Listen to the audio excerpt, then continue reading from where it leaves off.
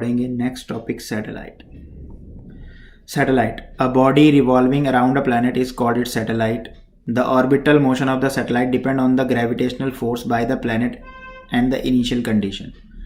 Satellite can be classified two category: natural satellite, artificial satellite. Natural satellite जैसे earth का satellite moon है, moon earth का चक्कर लगा रहा है. और आर्टिफिशियल सैटेलाइट जो मैन मेड होती हैं, जो लॉन्च की जाती हैं. तो moon is the natural satellite of the earth. Moreover Jupiter and other planet also have their moon. उनके अपनी सैटेलाइट्स होती हैं. The periodic time of our moon revolution around the earth. Moon अपने earth का चक्कर लगाता है हमारे अर्थ का 27.3 डेज में. ये इसका एक चक्कर लगाने का टाइम है, पीरियोडिक टाइम है ये.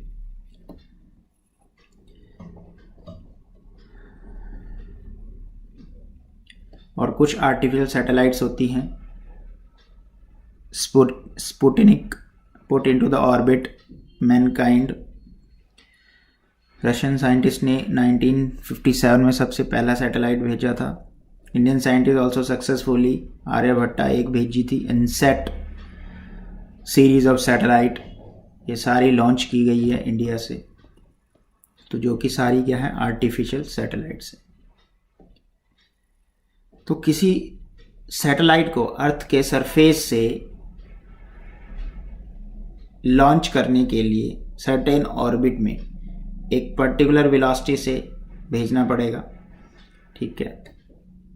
तो उस वेलोसिटी को, जिस वेलोसिटी हमने इसको फेंका, और ये इस ऑर्बिट में चक्कर लगाने लग जाएगी. मतलब यहाँ इस ऐसे पॉइंट पे इस पे लगने वाला सेंट्रीपिटल फोर्स ग्रेविटेशनल फोर्स के इक्वल होएगा. तभी जाके ये सैटेलाइट क्या रहेगी, गोल गोल घूमती रहेगी, बैलेंस रहेगी. यानी इस सैटेलाइट पे लगने वाला सेंट्रीपिटल फोर्स ग्रेविटेशनल फोर्स के इक्वल होना चाहिए. अगर जहाँ पे ऐसा नहीं है उस ऑर्बिट पे ये घूम नहीं पाएगी. तो एक ऐसी ऑर्बिट पे ये रिवॉल्व करने लग जाएगी जहाँ पे इस पे लगने वाला सेंट्रीपिटल फोर्स ग्रेविटेशनल फोर्स के इक्वल होएगा. जिस वेलोसिटी से इस ऑर्बिट में मूव करेगी उस वेलोसिटी को ऑर्बिटल स्पीड बोलते हैं. तो सैटेलाइट, ये सपोज करो अर्थ है m. सैटेलाइट को लॉन्च किया इस ऑर्बिट में और सैटेलाइट इस ऑर्बिट में रोटेट करने लगी, रिवॉल्व करने लगी. तो ये सैटेलाइट का मास m और उसकी वेलोसिटी v. सैटेलाइट अर्थ के सरफेस से h हाइट पे है और r जो है रेडियस ऑफ अर्थ है. सेंटर पे मास कंसंट्रेटेड है. टोटल सैटेलाइट अर्थ के सेंटर से कितनी दूर है, r मान लिया. Such that small r is capital R plus h. तो सबसे पहले हम इसकी ऑर्बिटल स्पीड निकालते हैं. ऑर्बिटल स्पीड यानी किस स्पीड से ये ऑर्बिट में चक्कर लगा रही है सैटेलाइट. तो जैसे कि मैंने बताया, सेंट्रीपिटल फोर्स ग्रेविटेशनल फोर्स के इक्वल होता है. सेंट्रीपिटल फोर्स mv² उस ऑर्बिट में mv² over r centripetal force होता है. ग्रेविटेशनल फोर्स होता है gmm ओवर r². मैग्नीट्यूड की बात हो रही है, m से m कट जाएगा. तो v का आंसर आ गया √gm ओवर r. सिमिलरली आप कैपिटल gm को छोटा gr² पुट कर सकते हो. gm equal to gr². तो एस्केप ये ऑर्बिटल स्पीड आ जाएगी gr² ओवर r. और स्मॉल r को क्या पुट किया जा सकता है, रेडियस ऑफ सैटेलाइट है ये, r प्लस h पुट कर सकते हैं. तो एक और फॉर्मूला जनरेट हो जाएगा gr² एज इट इज़ है, नीचे r plus h. If height is very very less than r, तो r प्लस h को सिमिलरली r पुट किया जा सकता है. हाइट काफ़ी कम हो तो उसको निगलेक्ट कर देते हैं. तो v का आंसर आ जाएगा gr² ओवर r, और एक r से एक r कट जाएगा तो √gr आ जाएगा. अगर हम इसको कंपेयर करें एस्केप वेलोसिटी के साथ, कंपेयरिंग विद एस्केप वेलोसिटी, क्या था उसका फॉर्मूला, √2gr. तो यानी एस्केप स्पीड और ऑर्बिटल स्पीड में √2:1 का रिलेशन है. तो ये बहुत सारी इक्वेशंस बनी हैं. First, this one second, this one third. अब हम इस सैटेलाइट का टाइम पीरियड कैलकुलेट करते हैं कि ये कितना टाइम अर्थ का चक्कर लगाने में लेगी। टाइम पीरियड मतलब एक चक्कर लगाने का time. Time period, time taken to complete one round. Time taken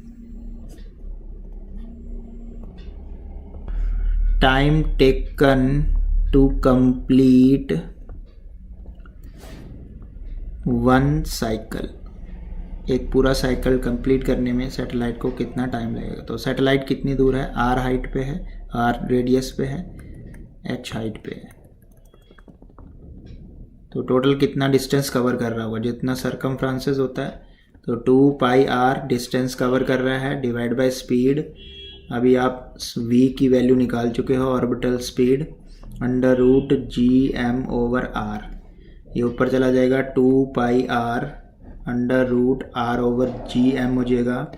ये वाला बाहर वाला r अगर रूट के अंदर जाता है तो स्केयर हो जाता है, एक r अंदर पहले से ही है तो क्यूब हो जाएगा। तो छोटे r की टर्म में आंसर आ गया। छोटे r को क्या पुट किया जा सकता है, r प्लस h की टर्म में आंसर आ जाएगा t equal to 2 pi under root r plus h का cube divide by gm। Again आप gm को पुट कर सकते हो छोटे g की टर्म में, gr स्केयर, और जो r प्लस h है उसको निगलेक्ट करके r डाल सकते हैं if h is very very less than r। तो t का फॉर्मूला आ जाएगा 2 पाई अंडर रूट, इसको तो डाल दिया r का क्यूब हो जाएगा, ये h निगलेक्ट कर दिया, और नीचे डाल दिया gr स्केयर, ये कट गया। तो एक रिलेशन और आ गया, t equal to 2 pi under root r over g when h is very very less than r। Density की टर्म में भी हम आंसर लिख सकते हैं। एज मास ऑफ अर्थ होता है volume into density 4/3 pi R cube volume होएगा, अर्थ को स्फेयर कंसीडर किया जाता है, इनटू डेंसिटी रो। ये पुट कर देते हैं इक्वेशन नंबर 5 में। तो t becomes 2 pi under root r plus h का क्यूब डिवाइड बाई gm की जगह, g तो एज इट इज़, m की जगह डालना है, 4/3 pi small r cube into rho. अब इस 2 पाई को भी अंदर ले जाएंगे, स्केयर हो जाएगा, 4 pi square r plus h का क्यूब, नीचे स्मॉल r को भी आप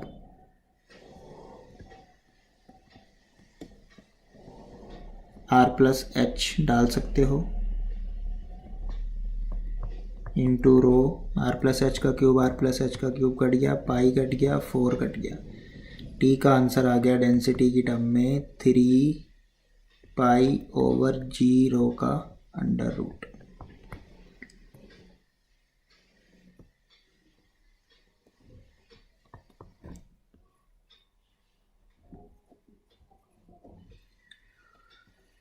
अब निकालेंगे हाइट ऑफ सैटेलाइट।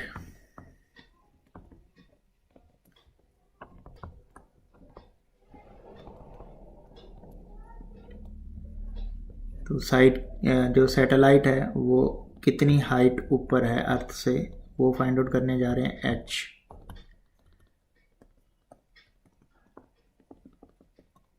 तो इसको हम t वाले रिलेशन से निकाल लेंगे। t का रिलेशन आया था 2 pi under root r plus h का, ये इक्वेशन नंबर 5 जो आई थी, r प्लस h का cube divide by gm। Squaring both side करेंगे, t square equal to 4 pi square r plus h का क्यूब डिवाइड बाई gm, और r plus h का क्यूब आ जाएगा यहाँ से gm over 4 pi square t square. Cube root इधर आ जाएगा, क्यूब इधर आके क्यूब रूट हो जाएगा, gm t square over 4 pi square का क्यूब रूट, और h चाहिए, r उधर जाके माइनस हो जाएगा, gm t square over 4 pi square की power 1/3 - r। This is the height of satellite. अब निकालेंगे total energy of satellite.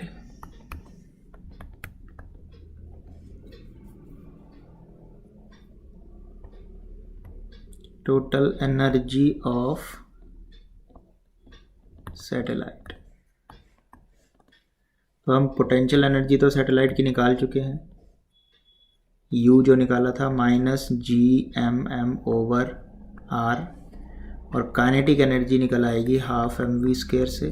V हम निकाल चुके हैं, V का स्क्वायर क्या था, V था √GM/r, तो ये हो जाएगा GM/r। टोटल एनर्जी इन दोनों का सम होती है equal to kinetic energy plus potential energy. तो काइनेटिक एनर्जी है GMM/2r और पोटेंशियल एनर्जी है GMM/r। एलसीएम लेके सॉल्व करेंगे, आंसर -GMM/2r।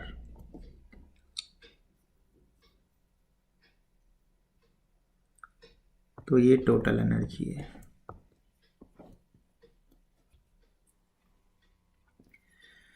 बाइंडिंग एनर्जी, कितनी एनर्जी है सैटेलाइट को ऑर्बिट में बाइंड करके रख रही है।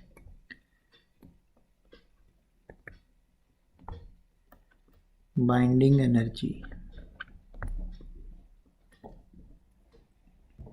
और हम कह सकते हैं कि कितना वर्क डन होएगा, amount of work done, amount of work done to remove the satellite